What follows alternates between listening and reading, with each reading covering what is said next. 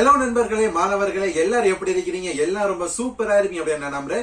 நீங்க இப்ப இந்த வீடியோ வந்து பாத்துருக்கீங்கன்னா மறக்காம போயிட்டு இந்த சேனல் வந்து சப்ஸ்கிரைப் பண்ணிருங்க. அதோடு சேர்த்து பக்கத்துல இருக்கிற பெல் ஐக்கனை கிளிக் பண்ணிருங்க. அப்பதான் நீங்க தொடர்ச்சியா எங்களுடைய வீடியோ அனைத்தையும் மிஸ் பண்ணாமலும் பார்க்கக்கூடியதா இருக்கும். நீங்க மட்டும் இந்த வகுப்புகளை வந்து பாத்துட்டு போயிடாமலுக்கு உங்களுடைய நண்பர்கள், குடும்ப உறவினர்கள் அனைவருக்கும் இதை ஷேர் பண்ணுங்க. அப்பதான் அவங்களும் இதுல இருந்து பிரயோசனம் அடையக்கூடியதாக இருக்குங்க. வாங்க நாங்க நேரடியாக வகுப்புகள் வந்து போகலாம்.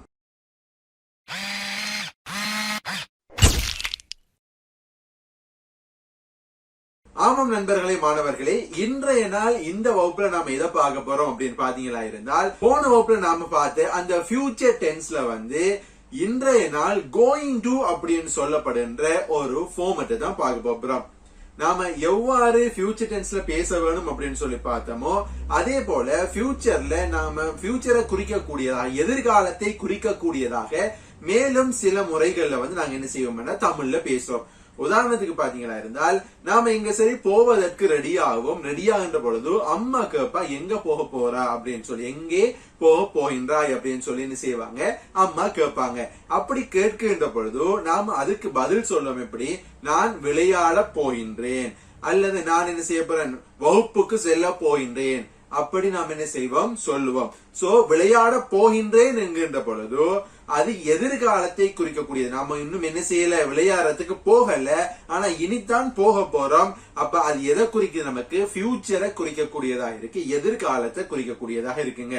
அதனால இவ்வாறு நாம தமிழ்ல பேசுகின்ற இந்த வாக்கியங்களை நாம எவ்வாறு ஆங்கிலத்துல பேச முடியும் சொல்லிதான் பாப்போம். ஏன்னா நாம ஏற்கனவே பார்த்ததுல பாத்தீங்களா என்றால், அந்த சிம்பிள் ஃபியூச்சர் டென்ஸ்ல நான் படிப்பேன், நான் சாப்பிடுவேன், I will study, I will eat, இப்படி என்ன செஞ்சோம் நாங்க பார்த்தோம். நான் சாப்பிட போகின்றேன், நான் படிக்க போகின்றேன் என்று நாம தமிழ்ல சொல்றத எவ்வாறு அப்படியே இங்கிலீஷ்ல வந்து நாங்க பேச முடியும்ங்கிறதா இந்த சுருக்கமாக இன்றைய பாடத்திட்டத்தில் இருக்க போகுது. சோ இது நாம எவ்வாறு சொல்லுவோம் என்று பாத்தீங்களா இருந்தால், இதுல பாசிட்டிவ் சென்டென்ஸ் ஸ்ட்ரக்சர் வந்து பாத்தீங்களா இருந்தால், முதலாவது நாம என்ன செய்வோம், சப்ஜெக்ட வந்து போடுவோம். சப்ஜெக்ட போட்டுட்டு அதற்கு அடுத்ததாக நாம டு பி, அதாவது பி வெர்ப் வந்து போடுவோம். பி வெர்ப் என்றால் am, is, are, இதெல்லாம் நாம ஏற்கனவே பார்த்திருக்கோம் தானே. இதுதான் பி வெர்ப் நாங்க இதை சொல்ல முடியும். அப்ப சப்ஜெக்டுக்கு அடுத்ததாக என்ன சப்ஜெக்ட் வருதோ அதற்கு பொருத்தமான அந்த பி வெர்ப் போட்டுட்டு அதற்கு அடுத்ததாக கோயிங் டு அப்படிங்கிற அந்த வேர்டை வந்து நாங்க என்ன செய்யணும், போட வேணும். கோயிங் டுங்கிறத போட்டோம் என்றால் நாம ஒரு செயலை செய்ய போகின்றோம் என்கிற அந்த அர்த்தத்தை வந்து இந்த இடத்துல கொடுக்க போகுது. அதற்கு வேர்பு வந்து நான் போட்டோமா இருந்தால் சரிங்க. சோ சப்ஜெக்ட் வந்து I, you, we, they, he, she, it இப்படியானதெல்லாம் வரும் தானே. சோ அதற்கு ஏற்றாற் போலதான் நாம என்ன செய்யணும், அந்த பி வெர்ப வந்து போட வேணும். இப்ப ஐ வந்தால் ஏம் போடுவோம், வி வந்தால் ஆ போடுவோம், ஹி, ஷி வந்தால் இஸ் போடுவோம் தானே. சோ அதே மாதிரி இந்த இடத்துல பொருத்தமானது நாங்க என்ன செய்யணும், பார்த்து போட்டுக்கொள்ள வேணும். சோ இதுதான் பாசிட்டிவ் சென்டென்ஸை உருவாக்குறதுக்குரிய சிம்பிளான ஸ்ட்ரக்சர். இதுல சில உதாரணங்கள், எக்ஸாம்பிள்ஸ் வந்து உங்களுக்கு தரப்பட்டிருக்குது, நன்றாக பாருங்க. I am going to attend the meeting. I am going to attend the meeting. நான் கூட்டத்தில் கலந்து கொள்ள போகிறேன் என்கிறதான் இதுல தமிழுடைய அர்த்தம். சோ நான் என்கின்ற பொழுது இந்த இடத்துல ஐ என்று வந்திருக்கு. சப்ஜெக்ட் வந்து இந்த இடத்துல நான், அதனால ஐ என்று போட்டுக்கிறோம். ஐ வந்தால் அதற்குரிய பி வெர்ப் என்ன, ஏம்ங்கிறது வரும். So I am going to, அங்க பி வெர்ப் ப்ரோ என்ன போடணும், கண்டிப்பா going to வந்து போடணும். I am going to, verb என்ன, attend. I am going to attend, நான் என்ன செய்ய போறேன், கலந்து கொள்ள போகிறேன். என்னத்துல கலந்து கொள்ள போகிறேன்ங்கிற ஒரு கேள்வி வரும் தானே. the meeting, I am going to attend the meeting, நான் இந்த கூட்டத்தில் கலந்து கொள்ள போகிறேன் அப்படின்னு சொல்லி இந்த இடத்துல வருதுங்க. அதே போல பாத்தீங்களா இருந்தால், இந்த இடத்துல he அல்லது she வருமாக இருந்தால் எவ்வாறு இந்த வாக்கியம் அமைய போகுதுன்னு பாருங்க. அவன் அல்லது அவள் என்ன செய்ய போறாங்க, கிளாஸ வந்து முடிக்க போகிறார்கள். அதாவது அவள் வகுப்பை முடிக்க போகிறாள், அவன் வகுப்பை முடிக்க போகிறாள். இப்படி தமிழ்ல வந்து ஒரு வாக்கியம் வருதுண்டா அதை எவ்வாறு நாம இங்கிலீஷ்ல வந்து மாத்தலாம்னு பாருங்க. அவள் வகுப்பை முடிக்க போகின்றாள் என்றால், அவள் என்றால் இந்த இடத்துல சப்ஜெக்ட் அவள் என்ன, அப்ப she வந்து போடணும். she போட்டால் அந்த இடத்துல வந்து நாம போட வேண்டிய பி வெர்ப் என்ன, she என்றால் is போடணும். she is அங்க be verb-க்கு பிறகு என்ன போடணும் நாம going to அங்கறத போடணும். அப்ப she is going to என்ன செய்ய போறாவோ finish முடிக்க போறாவோ. அவள் முடிக்க போகின்றாள். என்னத்தை முடிக்க போகின்றாள் என்கிற ஒரு கேள்வி வரும் தானே. the class வகுப்பை முடிக்க போகின்றாள். அப்ப she is going to finish the class என்றால் அவள் வகுப்பை முடிக்க போகின்றாள் என்கிற அர்த்தம் என்ன செய்ய போகுதுன்னா இந்த இடத்துல வரப்போகுதுங்க. அதே போல யூ வி தே வந்தால் அதுக்கும் நம்ம என்ன செய்யும் ஒரு எக்ஸாம்பிள் வந்து பாத்துடலாம். நாங்கள் உணவை சாப்பிட போகின்றோம். நாங்கள் உணவை சாப்பிட போகின்றோம். நாங்கள் என்றா இந்த இடத்துல என்ன வரும் வி சப்ஜெக்ட் என்ன வி. அப்ப வி வந்தால் அதனுடைய வி வெர்ப் என்ன வரப்போகுது ஆங்கிறது வரப்போகுது. வி ஆர் அங்க நம்ம வி வெர்புக்கு அடுத்து என்ன போட போறோம் கோயிங் டு அங்கறத போட போறோம். We are going to eat நாங்க என்ன செய்ய போறோம் சாப்பிட போறோம். we are going to eat நாங்க என்ன செய்ய போறோம் சாப்பிட போறோம். என்னத்தை சாப்பிட போறோம் the food உணவு சாப்பிட போறோம். நாங்கள் உணவை சாப்பிட போறோம் என்று இந்த இடத்துல என்ன செய்து வருகுதுங்க. இவ்வளவுதான் இந்த பாசிட்டிவ் சென்டென்ஸ் ஸ்ட்ரக்சர். ரொம்ப அழகா நாம தமிழ்ல பேசுற இப்படியான வாக்கியங்களை ஈஸியா என்ன செய்யலாம் எங்களுக்கு வந்து இங்கிலீஷ்ல கன்வெர்ட் பண்ணிடலாம். பாசிட்டிவ்ங்கிறது வந்தாலே அடுத்ததாக நமக்கு எழுகின்ற கேள்வி எவ்வாறு நெகட்டிவ் சென்டென்ஸ் உருவாக்குவது அப்படின்னு சொல்லி. சோ நெகட்டிவ் சென்டென்ஸ் உருவாக்குறது ரொம்பவுமே ஈஸியான ஒன்றுதான்.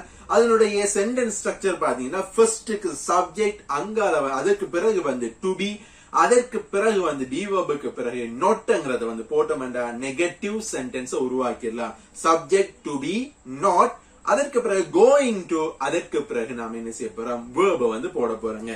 இதற்கான சில எக்ஸாம்பிள்ஸ் பார்த்தா உங்களுக்கு ஈஸியாவே இதை புரிஞ்சு கொள்ளக்கூடியதா இருக்கும். நான் அடுத்த மாதம் ரோம் செல்ல போவதில்லை.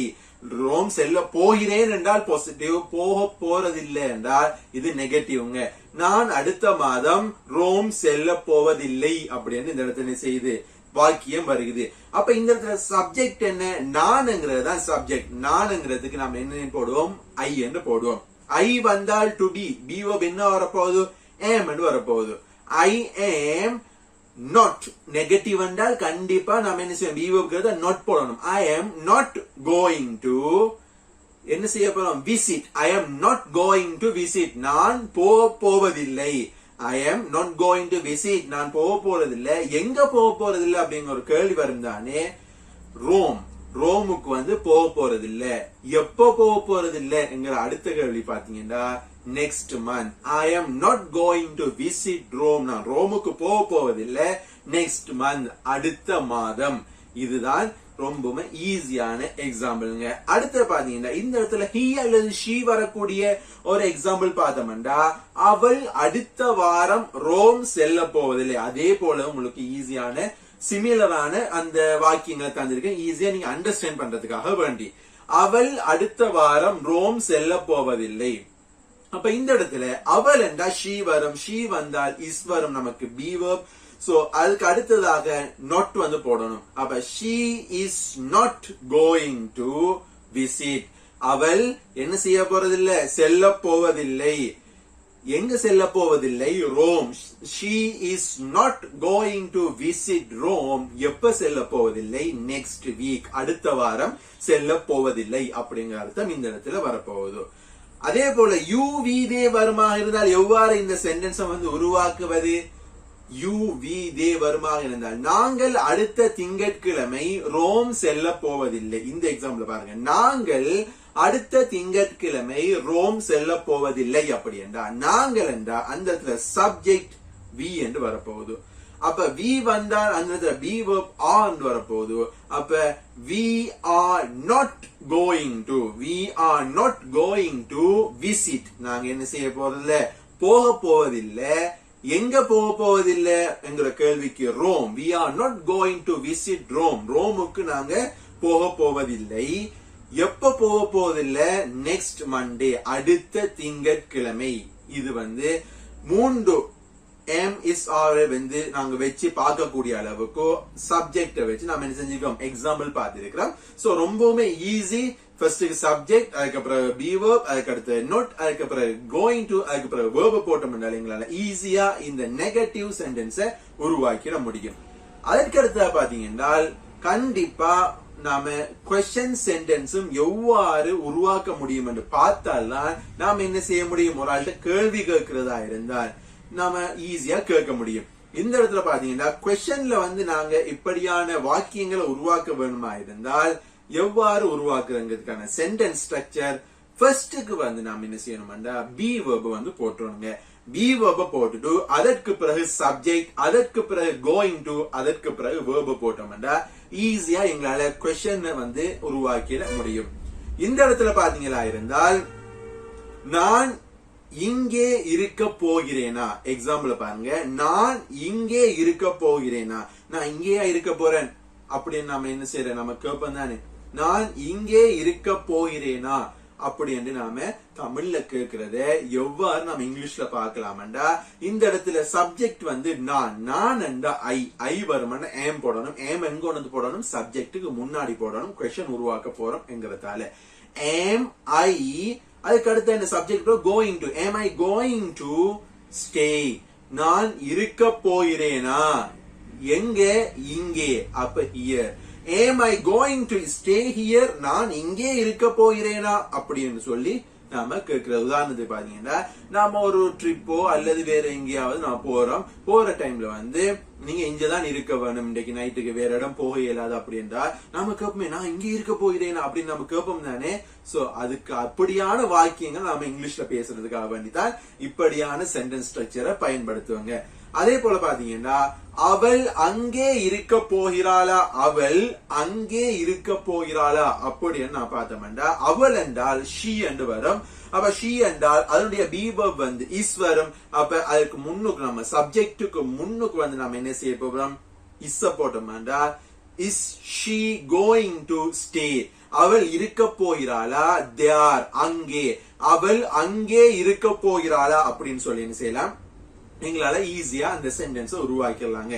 அதே போல யூ வி தே வருமாக இருந்தால் எவ்வாறு நாம இந்த கொஸ்டின் உருவாக்கலாம்னு பாத்தீங்கன்னா, அவர்கள் பாடசாலையில் இருக்க போகிறார்களா அல்லது அவர்கள் பாடசாலையில் தங்க போகிறார்களா அப்படின்னு சொல்லி ஒரு கொஸ்டின் சென்டென்ஸ் வருமாக இருந்தால், இந்த இடத்துல பாருங்க, இந்த இடத்துல அவர்கள் என்றா தே என்று வரப்போகுது, அவர்கள் என்றா தே என்று வரப்போகுது. தே என்று வந்தா இந்த இடத்துல பி வெர்ப் நாம ஆ போட வேணும். அப்ப சப்ஜெக்டுக்கு முன்னுக்கு ஆவ கொண்டு போட்டோம்டா, are they going to stay, அவர்கள் அங்கே அவர்கள் தங்க போகிறார்களா, அவர்கள் தங்க போகிறார்களா, in school, are they going to stay in school, அவர்கள் பாடசாலையில் தங்க போகிறார்களா அப்படிங்கிற மாதிரி இந்த கொஸ்டின் வரப்போகுதுங்க. சோ அவ்வளவுதான், ரொம்பவுமே ஈஸியா இந்த going to அந்த ஸ்ட்ரக்சரை வச்சுக்கொண்டு எங்களால ஃபியூச்சரை குறிக்கக்கூடிய நிறைய வாக்கியங்களை பேச முடியும். ஏன்னா அன்றாட வாழ்க்கையில நாம இந்த கோயிங் டு வச்சு பேசக்கூடிய மாதிரி தமிழ்ல நிறையவே பேசிட்டு தான் இருக்கோம். சோ அப்படியான வாக்கியங்களை எவ்வாறு பேச வேணும்ங்கிறது இந்த கிளாஸ்ல இருந்து உங்களுக்கு ரொம்ப ஈஸியா புரிஞ்சிருக்கும்னு நினைக்கிறேன். உங்களுக்கு நான் படிக்கின்ற விடயங்கள்ல ஏதாவது சந்தேகங்கள் இருந்தா மறக்காமலுக்கு போயிட்டு கமெண்ட் செக்ஷன்ல உங்களுடைய கேள்விகளை கேளுங்க. அதற்கான பதில நாங்க நிச்சயமாக தருவோம் என்று உங்களுக்கு தெரிவிச்சுக்கொள்றேன். சோ இந்த வகுப்புடைய சுருக்கத்தை பாத்தீங்கன்னா, இப்ப ஃபியூச்சர் சிம்பிள் ஃபியூச்சர் டென்ஸ்ல நாம எப்படி பேசுவோம், ஐ வில் ஸ்டடி, நான் படிப்பேன் என்று சொல்லி நாம சொல்லுவோம். அதே விடயத்தை நான் படிக்க போகிறேன் நான் சொல்லுவோமா இருந்தால் எப்படி சொல்லுவோம், ஐ ஆம் கோயிங் டு ஸ்டடி, நான் படிக்க போகிறேன் என்று. ரெண்டுமே ஃபியூச்சரை குறிக்கக்கூடியதான். ஆனா நாம இப்படி பேசுகின்ற இடங்கள், சிச்சுவேஷன், அந்த சந்தர்ப்பங்கள் வித்தியாசம். அப்படியான சந்தர்ப்பங்களுக்கு ஏத்த மாதிரி நாம் பேச வேணுமா இருந்தால் எங்களுக்கு இந்த இரண்டு ஸ்ட்ரக்சருமே தெரிஞ்சிருக்க வேணும். அப்படிங்கிறதுக்காக வேண்டிதான் இந்த பாடத்திட்டத்துல இந்த கோயிங் டு ஸ்ட்ரக்சர் உங்களுக்கு சொல்லி தந்தேன். சோ மீண்டும் ஒரு ஓப்பினூடாக உங்கள் அனைவரையும் சந்திக்கும் வரை உங்களிடத்திலிருந்து விடைபெற்றுக் கொள் நான் என்றும் உங்கள் மஸ்பி. நன்றி.